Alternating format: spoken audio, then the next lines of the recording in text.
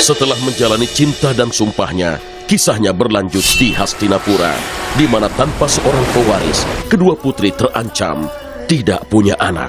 Anak-anak kalian nanti harus menjadi penguasa kerajaan ini. Kalian akan melahirkan anak dari ayah yang berbeda. Sementara itu, Amba yang penuh dendam sedang melakukan perjalanan ke Hastinapura, tepat di saat pewaris dari tahta tersebut telah lahir. Kelahiran dari kedua pangeran itu akan dirayakan oleh seluruh kerajaan. 3 orang anak yang mulia ratu, pelayan Parasrami melahirkan seorang putra dari begawan biasa. Setelah peristiwa bahagia upacara pemberian nama dari 3 bersaudara dinasti Kuru, bibi mereka Amba yang penuh dendam dan pembalasan sampai di istana untuk memberikan pesan dari Parasurama untuk Bisma. Begawan Parasurama telah memanggil Bisma yang agung. Meski Bisma tidak mau, sang murid harus menerima tantangan gurunya dan menunjukkan keahlian-keahlian yang dia pelajari dari gurunya. Pertarungan antara Parasurama dan Bisma yang menyebabkan dampak yang luar biasa pada alam. Dewa Siwa sendiri pun muncul dan mengakhiri pertarungan mereka. Amba yang masih merasa menderita berdoa dan memohon pada Dewa Siwa. Dewa Siwa menjawab bahwa setelah 25 tahun dia baru bisa dibantu. Dia akan bereinkarnasi di Pancala sebagai Sri Kandi. Di kerajaan Gandhara, saat Raja Subala terkejut, putrinya yang cantik Gandhari memiliki ramalan yang tak sama indahnya. Dan diberitahukan ada pasukan besar yang bergerak menuju ke kerajaan Gandhara. Bisma pergi menuju kerajaan Gandhara untuk masa depan dari dinastinya. Ini mengejutkan. Mereka mengibarkan bendera kuning tanda persahabatan yang mulia. Bendera kuning persahabatan merubah ketegangan yang sudah ada di pikiran Raja Subala menjadi senyuman. Mendengar semua itu, Gandhari memimpikan kehidupan pernikahan yang penuh bahagia. Dibanding manusia biasa, pangeran dari Hastinapura seperti Dewa Indra. Rakyat dari dinasti Kuru menempatkan mereka di sebelah dewanya dan memuja mereka dengan segenap hati. Raja Subala dan Ratu Sudarma pun sangat terkejut. Ternyata Bisma melamar Gandhari untuk menikah dengan Detrarastra. Pernikahan antara Putri Gandhari dan Pangeran Detrarastra telah diatur oleh para dewa. Pangeran Detrarastra begitu tangguhnya, hingga dengan 1 pukulan saja dia bisa menjatuhkan banyak gajah sekaligus. Cucu tertua Satyawati, Detrarastra, benar-benar sangat kuat. Adiknya Pandu adalah pemuja terbesarnya, meski ada saudaranya yang lain Widura yang mengabdikan hidupnya untuk moral dan keadilan. Detrarastra yang terlahir dalam keadaan buta telah mewarisi ambisi alami dari neneknya Satyawati. Sang Kuni, anak tertua dari Raja Subala, akan melakukan apa saja demi adiknya Gandhari. Dia bahkan bisa membuat jalan kehidupan menjadi gelap. Kisah pun berlanjut. Assalamualaikum warahmatullahi wabarakatuh. Di kesempatan kali ini, saya mau melanjutkan alur cerita film series Mahabharata.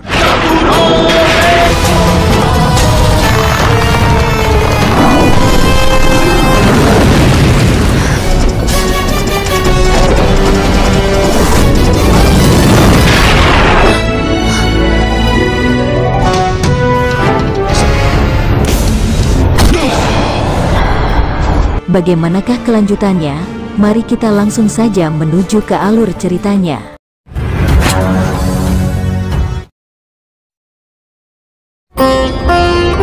Pada episode ini, dimulai dengan upacara pemberian nama untuk para pangeran Hastinapura. Anak yang pertama, yaitu putra dari Dewi Ambika, diberi nama Drestarastra karena memiliki keberanian yang tinggi.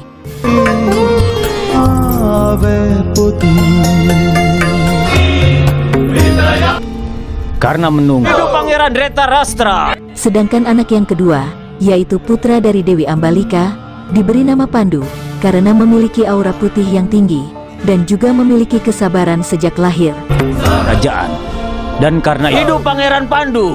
Ratu Satyawati dan ibu dari kedua bayi tersebut merasa senang dengan terlaksananya acara tersebut, hingga membuat Ratu Satyawati memberikan hadiah yang mewah kepada pendeta Guru Gripa. Tapi sebagai bayaran. Baik yang mulia. Dan setelah upacara itu hampir selesai, di situ tiba-tiba Bisma datang dengan membawa seorang bayi dari pelayan yang juga merupakan anugerah dari bantuan Begawan Abiyasa. Satyawati pun terlihat tidak suka dengan langkah yang telah diambil Bisma dengan membawa anak pelayan tersebut ke ruang sidang untuk diberi nama bersama-sama dengan pangeran yang lain. Namun di situ pendeta Guru Gripa tetap memberi nama anak yang ketiga tersebut dengan nama Widura karena akan memiliki pengetahuan dan kebijakan yang tinggi.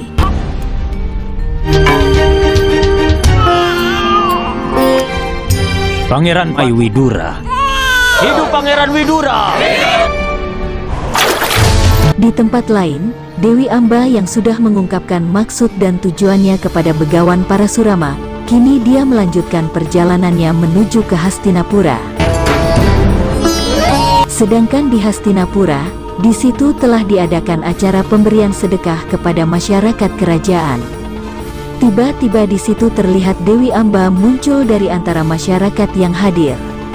Hal tersebut sontak membuat Ratu Satyawati dan Bisma terkejut. Kati ini. Ibu Ratu Satyawati pun menanyakan, apa sebenarnya tujuan Dewi Amba ke Hastinapura? Dan lalu Dewi Amba memberitahukan tujuannya, yaitu menawari Bisma menikah atau kematian. Ibu Ratu Satyawati pun menanyakan kejelasan akan maksud dari Amba tersebut. Dewi Amba mengatakan bahwa Begawan Parasurama telah memanggil Bisma. Di situ Ratu Satyawati juga sempat mengajak damai, namun sepertinya hati dari Dewi Amba sudah tertutup akan dendam yang membara kepada Bisma, serta Dewi Amba juga sempat menghina Ratu Satyawati dengan mengatakan jika adik-adiknya sampai saat ini masih belum diberikan kebahagiaan di keluarga Hastinapura, dan lalu seperti biasa, kita diperdengarkan akan nasihat-nasihat dari Basudewa Krishna tentang arti dari perjalanan hidup yang diceritakan di episode ini. Nama lain dari masa depan itu sendiri adalah perjuangan. Dan bila keinginan dari hati tidak pernah terpenuhi, maka hati pun merencanakan masa depannya. Dia terus membayangkan tercapainya keinginan di masa depan nanti. Tapi dalam hidup, hidup tidak hanya ada di masa depan atau di masa lalu. Hidup juga ada di masa sekarang ini. Dengan kata lain, hidup di masa sekarang ini adalah inti sebenarnya dari kehidupan. Tapi meski sudah mengetahui hal ini, kita tidak bisa mengerti kebenarannya. Entah apakah kita hanya menyerapnya begitu saja di masa lalu, atau terus berencana untuk masa depan dan dalam kehidupan kita. Kehidupan berjalan terus. Kalau kita bisa menerima kehidupan yang utama, maka kita bukan hanya tidak bisa melihat masa depan atau membentuk masa depan itu. Tapi yang bisa kita lakukan adalah menyambut masa depan itu dengan kesabaran dan keberanian, lalu menyambutnya dengan tangan terbuka. Semoga setiap peristiwa kehidupan dipenuhi dengan vitalitas. Pikirkanlah hal itu. Kemudian, di sebuah pegunungan, Bisma dengan percaya diri dan dengan penuh hormat telah menghadap kepada gurunya. Begawan Parasurama yang dari awal sudah terikat dengan Dewi Amba, sebenarnya ia tidak pernah meragukan kebenaran dari Bisma. Namun untuk mengobati dendam dari Dewi Amba, sang Begawan ingin menguji Bisma sekali lagi. Aku tidak perlu meragukan. Aku tidak pernah bilang aku meragukanmu. Tapi untuk menghilangkan dendam dari wanita ini terhadap dirimu, aku ingin mengujimu sekarang juga. Sang Begawan lalu membuat busur dari petir dan lalu melepaskan anak panahnya ke langit untuk mengundang meteor.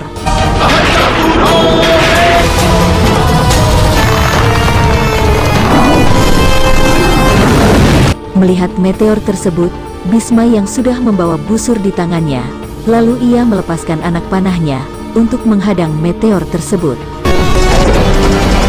Dan ketika dua benda tersebut bertabrakan, tiba-tiba meteor itu telah berubah menjadi taburan bunga, dan hal itu menjadi salam hormat dari Bisma kepada sang Begawan.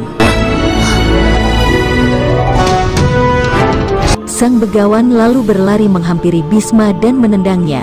Sang Begawan terus menghajar Bisma dengan tangan kosong, namun Bisma tidak sedikit pun melawan. Bisma terus dihajar oleh Parasurama hingga jatuh ke sungai, dan tetap dikejar oleh Begawan Parasurama, dan dipukul hingga naik ke daratan lagi.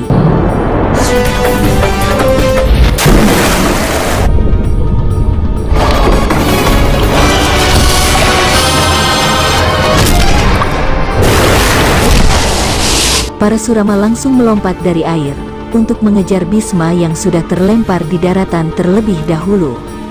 Di sini terlihat Parasurama agak merasa kecewa kepada Bisma karena dia tidak melakukan sedikit pun perlawanan, serta mengatakan bahwa walaupun Bisma melawan, begawan Parasurama tidak akan mudah untuk dikalahkan. Lalu sang begawan Parasurama mengambil sebatang pohon dan segera melemparkan kepada Bisma, dan dari sinilah nampak Bisma akan melawan begawan dengan mengepalkan tangan dan menahan serta menghancurkan batang pohon tersebut dengan tangan kanannya. Hal tersebut membuat begawan Parasurama kagum kepada muridnya.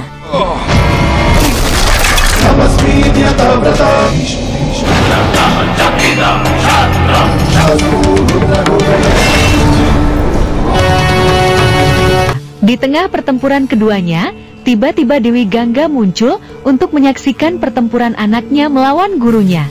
Ketika Bisma memutuskan untuk memakai senjatanya, pertempuran pun terlihat menjadi sangat sengit, karena kedua ksatria tersebut memiliki kekuatan yang sama-sama hebat.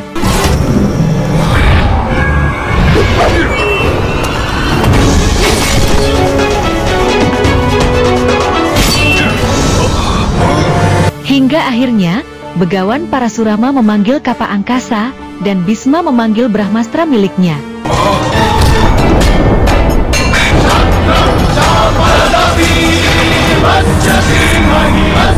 Melihat itu, Dewi Gangga pun cemas karena ia mengetahui jika kedua senjata tersebut saling bertabrakan, maka akan dapat menimbulkan kekacauan dan membuat kerusakan di seluruh alam semesta.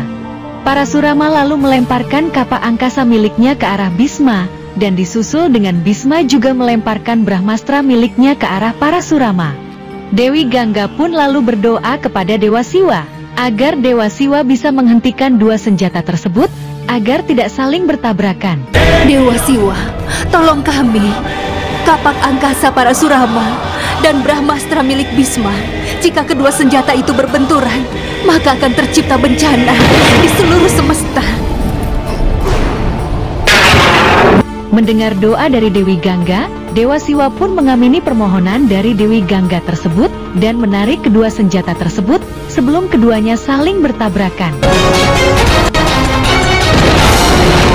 Dan setelah kedua senjata tersebut hilang ditarik oleh Siwa, pemilik Trisula ini pun muncul dan memberikan nasihat kepada Parasurama bahwa Bisma sudah melewati ujiannya. Hentikan Parasurama. Bisma telah melewati ujianmu. Kalau kalian berdua tetap bertarung, maka seluruh alam semesta akan hancur. Dewi Amba yang merasa belum puas dan belum hilang rasa dendamnya, serta belum tenang pikirannya. Ia memohon kepada Dewa Siwa agar membiarkan pertarungan tersebut berlangsung, karena begawan Parasurama sudah terikat dengan janjinya. Tapi aku masih belum mendapatkan keadilan, Dewa Siwa. Lalu kenapa kau hentikan pertarungan ini? Begawan Parasurama sudah terikat pada sumpahnya, Dewa Siwa. Sampai aku merasa pikiranku bisa tenang, maka begawan Parasurama harus teruskan pertarungan ini. Mendengar hal itu, Dewa Siwa pun akhirnya memberikan anugerah kepada Dewi Amba. Akan tetapi, Dewa Siwa tidak dapat menerima perasaan dendam dari Putri Amba. Dewa Siwa mengatakan, jika Putri Ambalah kelak yang akan menjadi penyebab kematian dari Bisma, saat Bisma sedang mengincar sebuah tujuan yang besar, dan lalu Dewa Siwa meninggalkan mereka semua. Karena itu sebuah permohonan pada begawan Parasurama. Aku harus memenuhi keinginanmu itu. Akan tetapi, aku tidak bisa menerima perasaan negatif dari dendam. Mengincar tujuan yang lebih tinggi atau perbuatan yang mulia. Saat kau menginginkan kematian Bisma, maka sudah barang tentu kau pasti akan menjadi seorang wanita penyebab kematiannya. Setelah mendapat jawaban dari Dewa Siwa, di situ Dewi Amba sudah tidak menginginkan hidup lagi, dan ia berjanji bahwa ia akan lahir kembali serta menjadi penyebab kematian dari Bisma. Kalau begitu aku tidak ingin hidup, tapi aku akan lahir kembali nanti. untuk membalaskan dendamku. Bersihkan hatimu dari kepahitan ini, Putri Amba. Aku berjanji padamu, di hari saat Dewa Siwa datang, aku akan meletakkan semua senjataku saat aku menghadap padamu. Aku tidak butuh kebaikan hatimu itu, Bisma. Aku tidak akan pernah memaafkanmu. Bahkan meski setelah 25 tahun, aku akan lahir dengan cara untuk bisa membunuhmu. Di tempat lain, tepatnya di kerajaan Pancala, di situ telah lahir seorang anak perempuan dari Pangeran Drupada. Anak perempuan tersebut merupakan reinkarnasi dari Dewi Amba. Anak perempuan tersebutlah yang kelak akan menjadi penyebab dari kematian Bisma, dan anak tersebut telah diberi nama Sri Kandi. Raja Pancala juga sempat menyerukan jika anak perempuan itulah yang akan membalaskan dendamnya atas semua penghinaan dari Bisma. Dan seperti biasa, kita dengar sejenak nasihat dari Basudewa Krishna akan arti dari perjalanan hidup di episode ini. Anak perempuan ini akan membalaskan dendam kita. Tidak ada yang lebih indah di dunia ini selain daripada dendam di seluruh dunia. Kelahiran anak perempuan ini telah membawa seluruh keindahan dari dunia ini padaku. Dan karena itulah, anak ini akan diberi nama Sri Kandi. Keinginan dan ambisi para leluhur dan juga kemarahan mereka, dendam dan permusuhan menjadi warisan generasi secara turun-menurun. Orang tua berusaha memberikan yang terbaik pada anaknya, semua kebahagiaan di dunia ini. Tapi akhirnya justru memberikan mereka beban. Mereka ingin memberikan cinta, tapi berakhir dengan memberikan mereka kebencian. Pikirkanlah itu. Apa yang kau ajarkan pada anak-anakmu? Kau harus memberikan mereka cinta, pengetahuan, dan kekayaan. Dan apakah kau tidak mengajarkan pada mereka perbedaan dari hal baik dan jahat? Bagaimana permusuhan satu orang dengan yang lainnya? Apakah itu satu masalah bagi yang lain atau menjadi masalah seluruh bangsa? Jangan membuat keputusan karena semua hal itu. Bukankah membunuh, kematian, dan pertumpahan darah berasal karena semua hal itu? Dengan kata lain, orang tua telah memberikan anak-anak mereka kehidupan dan juga kematian. Mereka memberikan cahaya kasih dan termasuk juga gelapnya kebencian dan kegelapan yang bisa menghilangkan pikiran seseorang atau bahkan jadi yang seperti itu. Tapi hasilnya nanti hanya ketakutan. Hanyalah ketakutan. Pikirkanlah itu. Scene berpindah di kerajaan Gandhara. Di sini dikisahkan bahwa ada seorang putri yang bernama Putri Gandari, merupakan seorang perempuan yang sangat takut dengan kegelapan. Di saat dia sedang tertidur, terlihat lampu-lampu di sekelilingnya telah mati tertiup angin. Menyadari itu, Putri Gandari pun segera menjerit, serta memanggil pelayannya. Mendengar itu, seorang kepala pelayan Gandari yang bernama Sukda pun lalu segera menghampiri Gandari dan memerintahkan anak buahnya untuk segera menyalakan lampu-lampu itu kembali, sembari menenangkan Gandari serta menasehatinya supaya Putri Gandari janganlah takut dengan kegelapan lagi dan menyuruhnya untuk melanjutkan tidurnya kembali. Putri Gandari, semua orang, maka dunianya juga. Selanjutnya di sisi perbatasan Gandhara, seorang prajurit dari Gandhara yang bertugas mengawasi perbatasan. Ia telah melihat sekelompok pasukan besar yang hendak menuju ke kerajaan Gandhara. Mengetahui itu, ia pun segera bergegas untuk melaporkan hal tersebut kepada Raja Subala. Yang Mulia Subala. Sedangkan di kerajaan, Raja Subala dan istrinya sedang membicarakan tentang kriteria dari calon suami Gandari. Dewa Indra sendiri Biasa, lagi pula. Ketika Raja Subala menanyakan kepada ahli perbintangan terkait nasib Gandari, dan ketika sang ahli perbintangan tersebut hampir menjawab, tiba-tiba prajurit Gandara datang untuk melaporkan kejadian yang ia lihat. Mendengar hal itu, Raja Subala pun lalu bergegas untuk menyiapkan bala tentaranya dan memberitahukan kepada seluruh rakyatnya agar bersiap-siap untuk menghadapi pertempuran yang besar. Raja Subala meyakinkan kepada bala tentaranya karena bala tentaranya merupakan prajurit yang terlatih. Walaupun ia menyadari jika bala tentaranya kalah jumlah dengan pasukan yang hendak menyerang. Setiap prajurit di sini punya kekuatan seperti 100 gajah. Masing-masing dari mereka bagaikan singa pemberani. Tapi yang mulia, kita hanya punya pasukan yang sangat kecil. Keberanianlah yang memberikan kemenangan, bukan senjata, Lohit. Persiapkan pasukan kita. Beritahu semua prajurit untuk ucapkan selamat tinggal pada keluarga mereka. Perintahkan semua warga untuk mengangkat senjata. Ini akan jadi pertempuran yang buruk. Tempatkan. Pasukan yang sangat besar tersebut dipimpin oleh seseorang dengan bendera putih dan berlambang pohon beringin berwarna emas dan kereta kuda berwarna putih yang tak lain adalah Bisma Putra Gangga. Mereka juga punya kereta berkuda putih sepertinya milik. Hal tersebut membuat pasukan Gandara sedikit gentar setelah mendengar ketenaran dari kekuatan Bisma. Di dalam istana Gandara, Putri Gandari merasa cemas dengan keadaan yang terjadi. Ratu Sudarma memberikan penjelasan kepada Gandari tentang sebuah kepungan dari pasukan yang besar itu. Karena Gandari merasa ingin menghilangkan ketakutannya, maka ia bertekad untuk mengambil pedang yang ada di dalam ruangan tersebut dan mengajak kakak iparnya untuk ikut dalam medan pertempuran. Dan seperti biasa, mari kita sejenak mendengar nasihat dari Basudewa Krishna tentang arti perjalanan hidup di episode ini.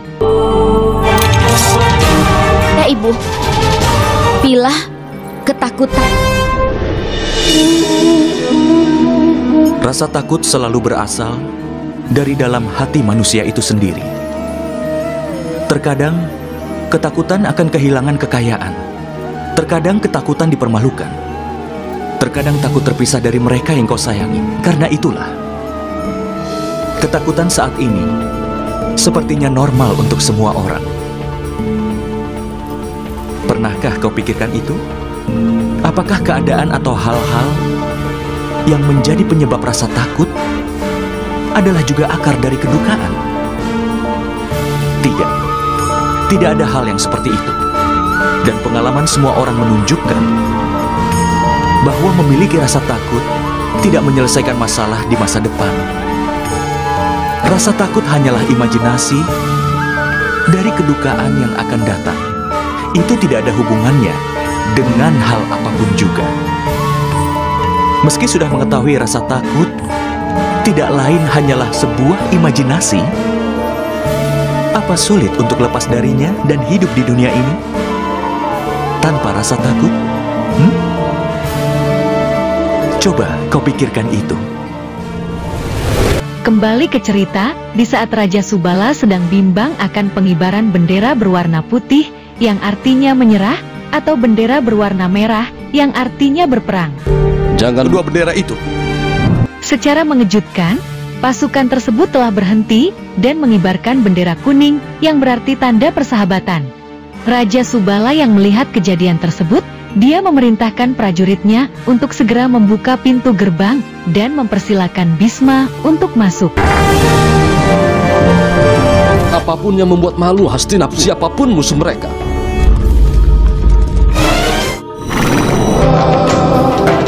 Ketika Bisma sudah masuk ke kerajaan Gandara, Bisma mendapat kehormatan yang luar biasa dari Raja Subala. Namun Bisma mengingatkan akan kapasitas dari Raja Subala yang sebagai seorang raja, dan tidak sepatutnya Raja Subala memberikan kehormatan yang berlebihan seperti ini terhadap pelayan Hastinapura. Kedua orang tersebut akhirnya saling berpelukan sebagai seorang sahabat. Mengunjungi tempat temanku. Hidup Bisma Putra Gandari!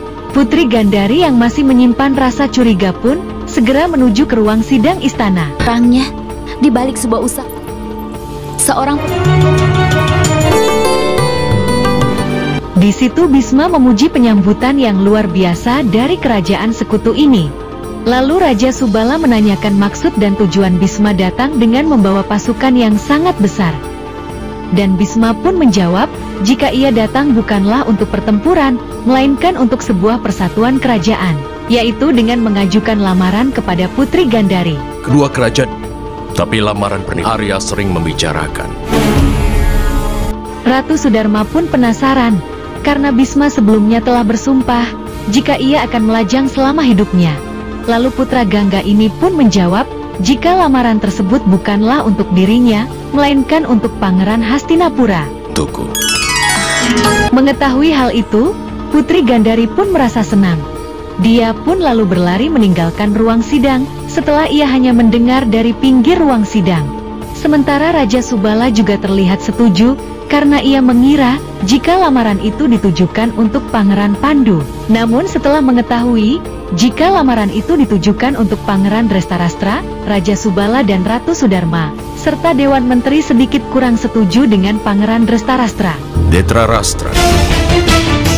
Bisma memohon agar lamarannya diterima.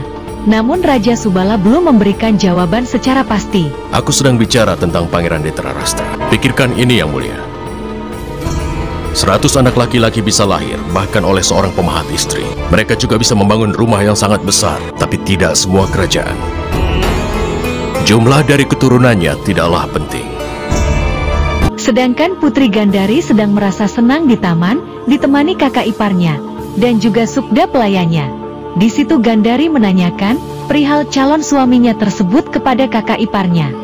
Sang kakak ipar memberitahu nama dari calon suami Gandhari tersebut, yaitu Pangeran Drestarastra. Tidak ada satupun kerajaan di dunia ini yang lebih kuat dan lebih kaya daripada Hastinapura. Pangeran dari Hastinapura seperti Dewa Indra. Rakyat dari dinasti Kuru menempatkan mereka di sebelah dewanya dan memuja mereka dengan segenap hati. Drestarastra. Sedangkan di Hastinapura, Drestarastra membayangkan ketika namanya diagung-agungkan oleh masyarakat Hastinapura. Drestarastra yang tengah berlatih dengan sekawanan gajah untuk mengasah kemampuannya. Masyarakat Hastinapura dan Ratu dari Hastinapura juga ikut menyaksikan tontonan dari pangeran tersebut. Drestarastra menunjukkan kemampuannya dengan melompati gajah dan memukulnya. Namun di situ terlihat ada salah satu gajah yang sempat menjatuhkan Drestarastra hingga tersungkur ke tanah. Hal tersebut membuat sorakan dari masyarakat semakin menggema di arena bermain kerajaan. Drestarastra terus menunjukkan kemampuannya dengan keberhasilan aksi memukaunya. 4 kawanan gajah tersebut telah diseret Drestarastra dengan rantai besi hingga ke patoknya.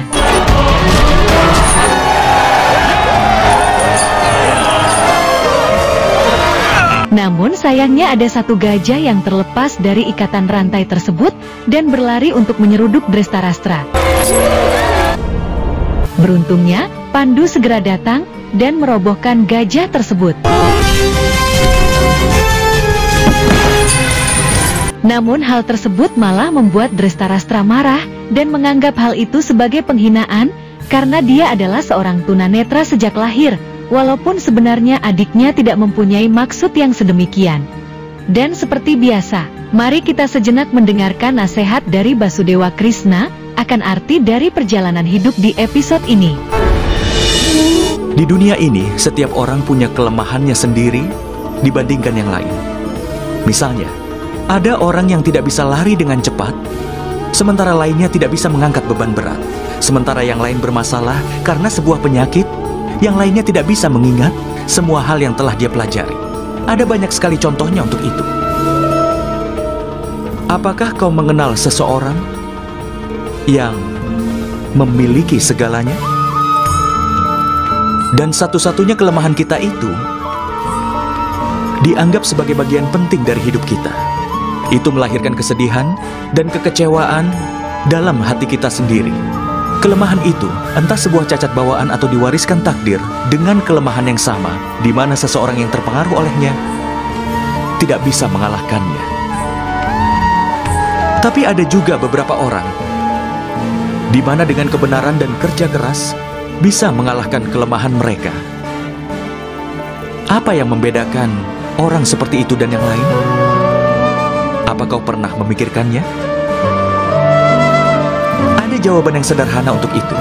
Seseorang yang tidak membiarkan kelemahan mengalahkannya, dan dia memiliki kebenaran di dalam hatinya, pasti akan mampu mengalahkan kelemahannya. Dengan kata lain, Tuhan mungkin memberikan satu kelemahan atau mungkin lebih. Namun itu hanya ditentukan oleh orang itu sendiri. Pikirkanlah itu.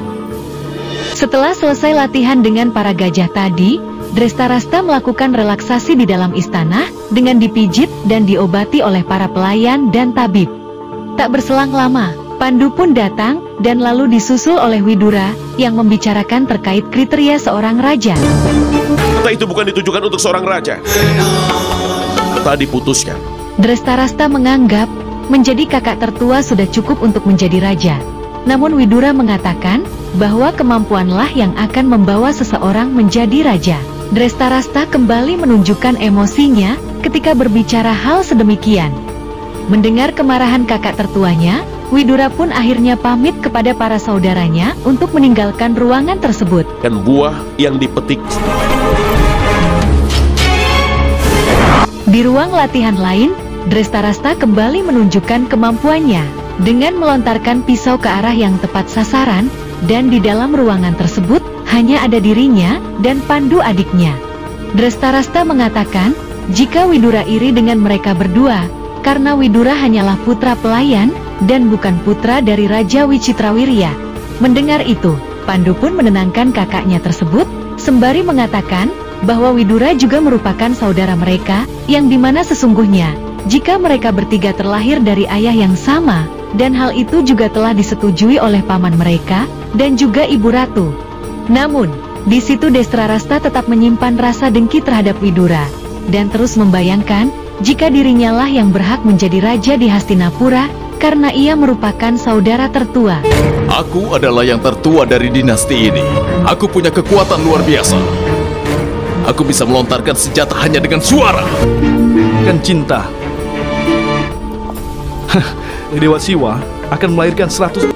Di sisi lain, Putri Gandari tengah bahagia dengan harapan masa depan yang cerah, dengan menikahi Raja Hastinapura. Namun hal itu justru membuat kedua orang tuanya, yaitu Raja Subala dan juga Ratu Sudarma merasa khawatir, jika nanti Gandari telah mengetahui takdir yang sedang menantinya. Mereka juga khawatir, jika Sangkuni kakaknya mengetahui hal tersebut, maka dia akan marah dan tidak terima. Karena Sangkuni sangatlah sayang kepada adiknya, dan bukan tidak mungkin, Sangkuni bisa saja menolak keras apa yang akan terjadi kepada adiknya tersebut. Lihatlah putri kita di taman. Dia bergembira di sana, seperti seekor burung yang sedang merajut impiannya di pohon kebahagiaan, tanpa dia mengetahui kalau pohon itu sebenarnya akan segera ditebang. Di sisi lain, terlihat Sangkuni yang masih di dalam perburuannya. Di situ ia berusaha naik dari jurang dengan seutas tali dari prajuritnya. Dan karena tali tersebut hampir putus, karena dianggap hanya mampu menahan beban satu orang saja, akhirnya Sangkuni pun menjatuhkan prajuritnya. Nyawaku. Setelah sampai di atas, ia dan para prajuritnya berhenti di suatu tempat. Disitulah Sangkuni mendapat ide untuk membawakan kunang-kunang yang banyak sekali untuk Gandari adik tercintanya. Dan pada waktu itu juga, Sangkuni mendapat surat dari Raja Wali miliknya, yang dimana surat itu mengabarkan bahwa telah datang lamaran yang ditujukan kepada Gandari adiknya, dari Hastinapura untuk Drestarasta. Mengetahui itu, Sangkuni dan para prajuritnya pun bergegas untuk pulang ke kerajaan Gandhara. Di sisi lain, Bisma telah pulang ke Hastinapura dengan disambut oleh para rakyatnya, yang di situ telah terdengar berita simpang siur, jika kepulangan Bisma adalah dari penyerangan terhadap kerajaan Gandhara, yang ternyata tujuan itu adalah untuk melamar Putri Gandari, bukannya melakukan peperangan. Setibanya di kerajaan Hastinapura, Bisma menyampaikan kabar yang bagus itu kepada seluruh anggota istana. termasuk Ratu Setiawati, Dewi Ambika, dan Dewi Ambalika, tidak terkecuali Destrarasta, Pandu, dan Widura. Apa raja dari kerajaan Gandhara sudah tiba dengan Putri Gandhari? Yang Mulia Ratu, mereka tidak bisa ikut. Raja Subala memohon bahwa dia akan membuat pernikahan Gandhari benar-benar luar biasa dan mengagumkan. Dia akan membawa seluruh keluarganya bersama dengan Gandhari. Menantuku, sebelum Raja Subala sampai di kerajaan ini, ambil lambang dari ornamen dan hadiah untuk dikirim ke kerajaan Gandhara. Baik, Ibu Mertua. Di tengah malamnya, Pandu dan Destrarasta tengah bertemu di sidang istana. Di depan singgasana raja, keduanya mengatakan banyak hal terkait cerita-cerita masa kecil Destrarasta. Aku sudah mengukur. Karena 48, 40. Lalu apa? Mataku. Ia juga mengatakan kepada Pandu bahwa istrinya nanti akan menjadi mata dari Destrarasta yang akan selalu ada. Pandu pun mengatakan jika ia juga bisa menjadi mata bagi kakaknya tersebut, namun Destrarasta mengatakan jika Pandu tidaklah bisa selalu di sisinya, mengingat dia adalah panglima perang dan akan sering pergi untuk berperang ataupun pergi bersenang-senang. Yang selamat. Suamika, ini percakapan memenuhi satu hal. Di kerajaan Gandhara, Gandhari dan juga Sukda tengah berbincang-bincang mengenai kerajaan Hastinapura. Gandhari juga terlihat membayangkan kebahagiaan dirinya nanti saat dia telah menjadi ratu di Hastinapura. Atas tahta Hastinapura. Tapi kau tidak. Dengan kepedulianku, aku suamiku sendiri, wanita cantik di dunia, pasti aku harus mendapatkannya. Dan tak lama mereka berbincang, ada kiriman dari Pangeran Sangkuni, yaitu sebuah wadah yang berisi kunang-kunang yang akan menyinari gelapnya kamar Gandhari. Kan anak-anak. Gandhari pun merasa begitu senang dan ingin menyambut kakaknya. Dan seperti biasa, mari kita sejenak mendengar nasihat Basudewa Krishna akan arti perjalanan hidup yang diceritakan di episode ini. Dan aku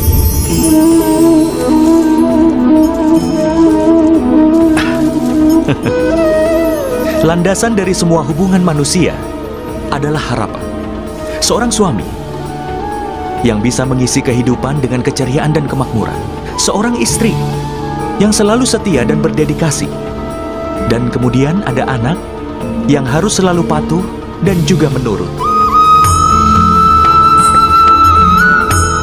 Manusia. Satu individu biasanya mencintai pasangan yang sesuai dengan harapannya. Tapi harapan sudah ditakdirkan untuk dilanggar. Kenapa? Karena harapan biasanya berasal dari pikiran manusia. Tidak ada lagi manusia-manusia yang belajar dari harapan-harapan itu. Selain dari semua harapan-harapan yang harus mereka penuhi, tapi tidak satupun orang bisa memenuhi harapan orang lain. Dan itulah yang menjadi akar dari sebuah konflik. Semua hubungan pun berubah menjadi sebuah konflik. Kalau manusia berhenti membangun hubungan mereka berdasarkan harapan, dan mereka mau menerima hubungan dengan apa adanya, bukankah hidup ini akan lebih damai dan bahagia? Pikirkanlah hal itu. Ketika Sangkuni sampai di ruang sidang istana untuk menemui ayah dan ibunya, Sangkuni tidak bisa menahan amarahnya. Ia mengatakan banyak hal, bahwa ia tidak terima dengan perjodohan yang seperti ini. Sangkuni mengatakan bahwa ia sangat menyayangi adiknya, sehingga ia akan melakukan apapun untuk membuat adiknya bahagia. Di situ Sangkuni tidak terima, karena Gandhari adik tercintanya akan menikah dengan seseorang yang buta sejak lahir. Dan tidak akan pernah aku biarkan Gandhari menikah dengan seorang pria yang buta sejak lahir. Tidak akan pernah. Gandhari yang baru saja tiba di ruangan tersebut pun terkejut mendengar kata-kata dari Sangkuni, hingga ia menjatuhkan lampu kunang-kunang pemberian dari kakaknya. Dan hal tersebut membuat keluarga kerajaan Gandhara sama-sama menghadapi kebingungan yang besar. Dan cerita pun bersambung.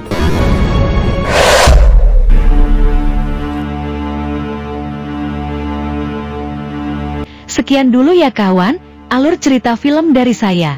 Apabila kalian suka dengan video ini, silahkan tekan tombol like, komen, share, dan subscribe. Serta hidupkan lonceng notifikasi, agar kalian tidak ketinggalan dengan video-video menarik berikutnya.